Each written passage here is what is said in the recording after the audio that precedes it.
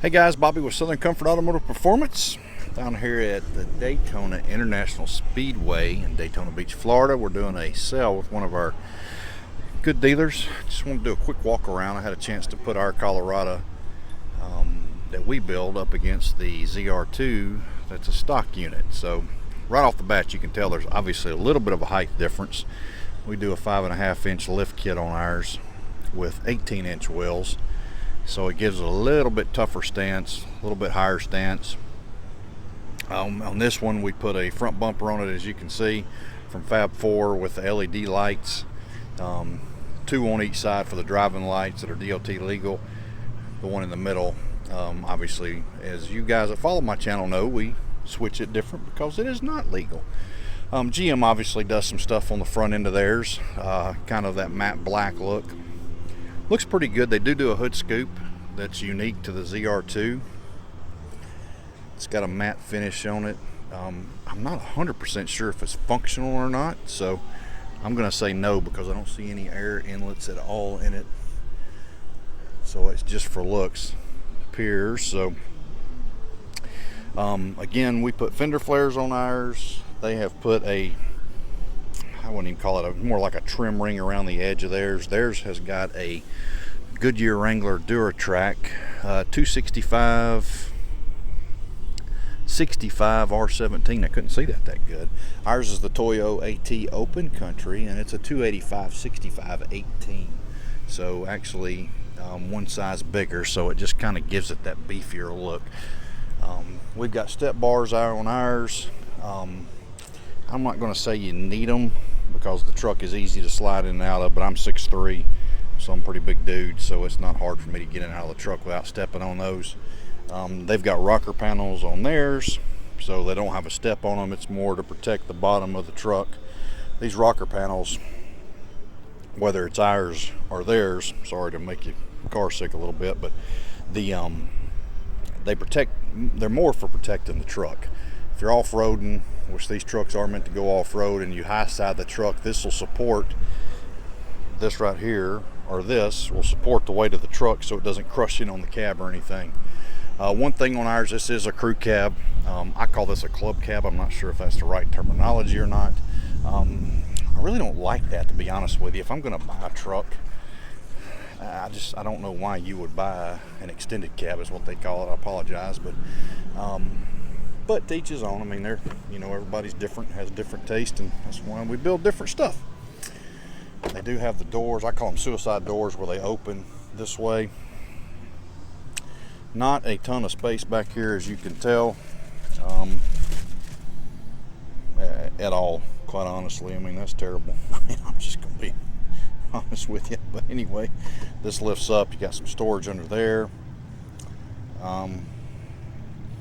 This is for the headrest storage.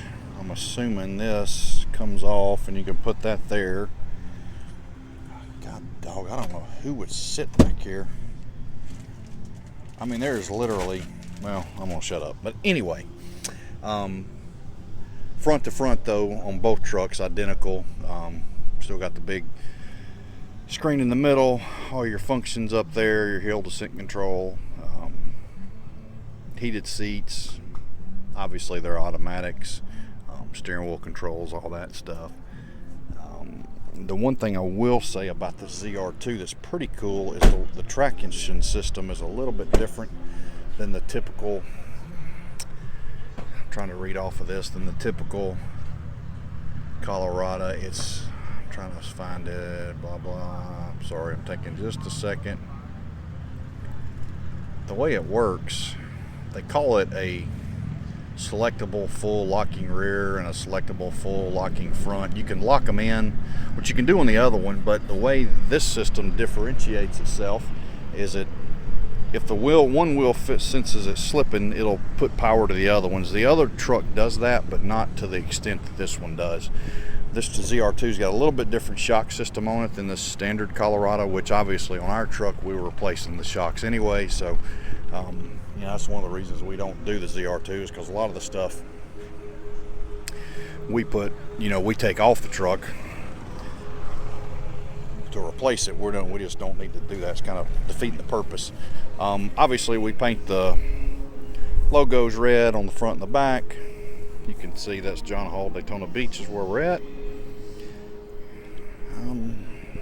Ours does not have a bed liner in it, as to where theirs does.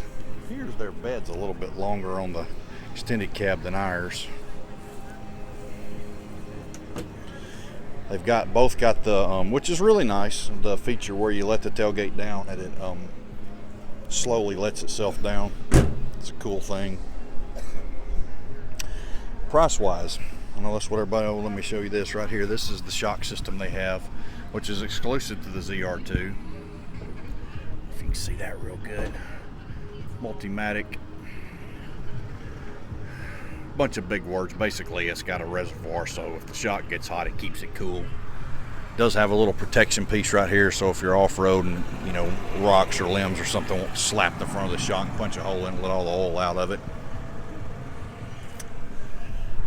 Price-wise, always get asked on price.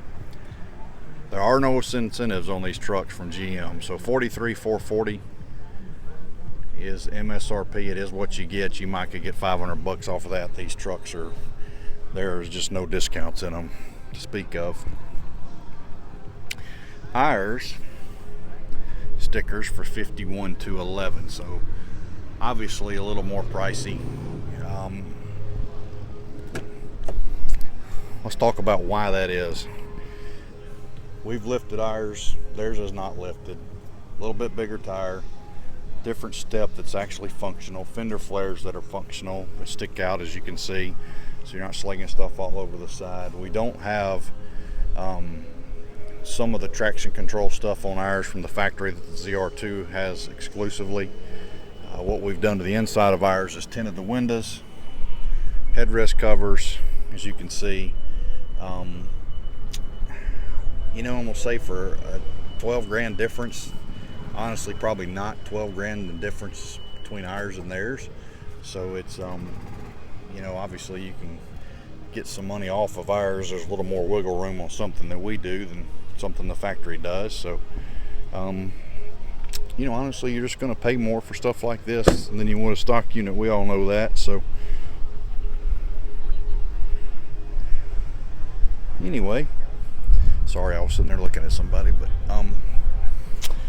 other than that, not the best walk around video I've ever done, but I just thought it'd be cool to kind of see the two together.